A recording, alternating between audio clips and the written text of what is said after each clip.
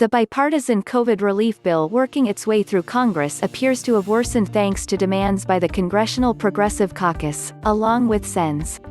Bernie Sanders (IVT) and Josh Hawley (RMO), that the package include a second round of stimulus checks.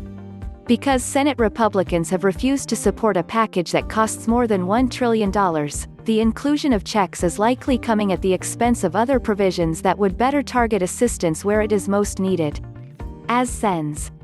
Mark Warner (DVA) and Joe Manchin (DWV) have argued, there is nothing progressive about taking money from people directly affected by the COVID pandemic to finance a poorly targeted stimulus check. The first casualty is $160 billion in assistance to state and local governments.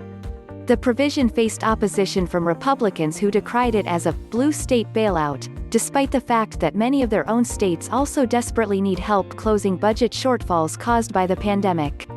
Negotiators had originally suggested holding a separate vote on this aid, paired with a liability waiver provision that Republicans support, to isolate the controversial sticking points from the rest of the deal.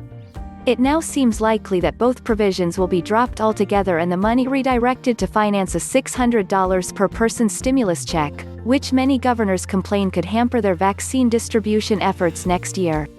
Some have argued that the state and local aid was unlikely to pass anyway before President-elect Biden takes office, so the inclusion of stimulus checks is simply making use of dollars that otherwise would have gone unspent. But lawmakers are now also considering reducing unemployment insurance benefits to help make room for the checks as well, a development which would be far more harmful. The original bipartisan proposal included a 16-week extension of emergency unemployment insurance (UI) benefits, as well as a $300 per week increase in benefits. But to ensure there is enough space under the trillion-dollar cap for stimulus checks, leaders are reportedly considering cutting the UI extension from 16 weeks to just 10. Even worse, Senate Republicans are proposing to restrict the $600 checks so that they only go to people who are not claiming unemployment benefits.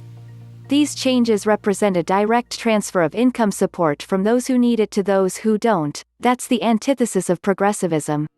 Furthermore, both UI benefits and aid to state and local governments provide a greater benefit to the economy than stimulus checks per dollar spent, making the trade-off even worse.